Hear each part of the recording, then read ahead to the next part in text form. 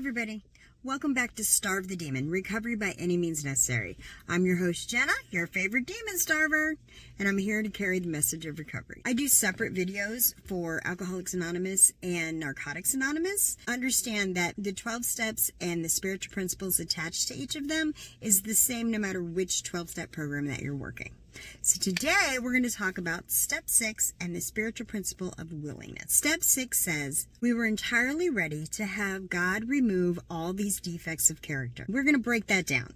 Because a lot of time this step gets either skipped over or rushed through or just completely misunderstood. Step 6 is not about being perfect. It's not about being fixed overnight. And it's definitely not about pretending like you don't have any issues. Step 6 is about readiness. Not action yet, just readiness. You're making a decision.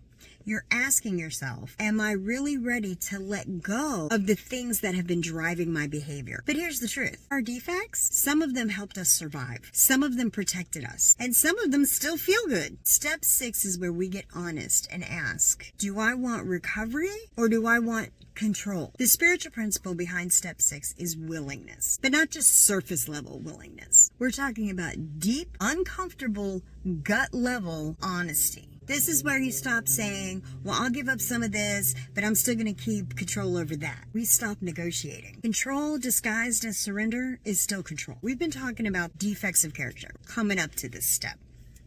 It's not what you did. It's who you were being when you did it. It's not about lying. It's about being dishonest. It's not just yelling. It's anger, control, fear. It's not just using. It's that thinking that says, I need this to survive. Step 4 shows you your patterns. Step 5 had you admit them. Are you ready to let those patterns go? Why do we work step 6? Well, if you don't, you could stay sober.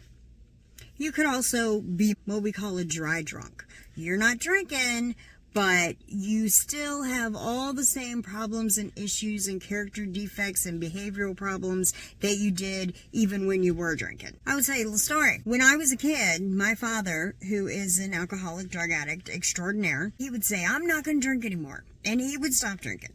And he would do absolutely nothing else. And he was a complete miserable fuck. Nobody wanted to be around him. And us kids would even say to each other, I wish Dad would just drink again. Because as much of a monster as he was when he was drinking, we were able to go, okay, well, he's like that because he's drunk. And eventually, he'd pass out.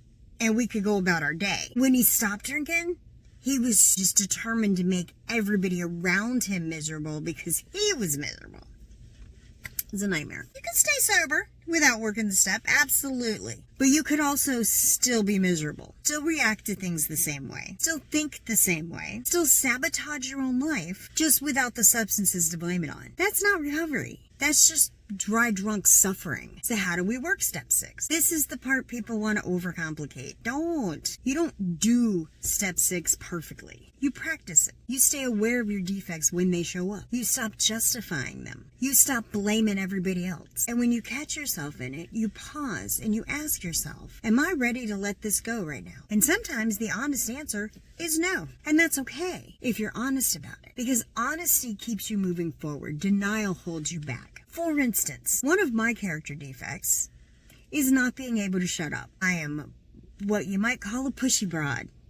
And I'm loud, and I will put my cape on if I feel somebody else isn't going to step up for whatever reason. When I went to my sponsor and talked about my character defects, I told her, this is something about myself that has got me in trouble in the past. My mother used to tell me my whole life, that mouth of yours is going to get you in trouble, and she was sure right. However, my sponsor let me know that, listen, God may not remove that defect of character. God may decide to change that so you can use your powers for good instead of evil, which is exactly what happened. So that character defect, I still have that. I'm still loud. I'm still bold. I'm not always quiet when I should be. However, I no longer use that to manipulate and take part in my addict thinking and addict behavior. Now I use that to be a voice for good and to put good out into the universe instead of taking like I used to. So here's the reality. Step 6 is uncomfortable because it asks you to let go of parts of yourself that you've identified with for a really long time. But here's the deal. Those defects might feel like you, but they're not who you're meant to be. They're just what the demon was using to keep you stuck. So we're going to talk about step 7 next time. And I told y'all these are going to be short. If this helped you, if you're working your steps, or just trying to figure this whole thing out, go check out the website, starvethedemon.com. There are resources, interviews, different perspectives on recovery. We do recover by any means necessary. And everybody's recovery doesn't look the same. If you want to support the channel, buy me a coffee, grab a t-shirt. All of that helps keep the message going. And as always, love everybody. Let God sort them out. And keep coming back. I'm going to keep coming back. Thanks. Bye.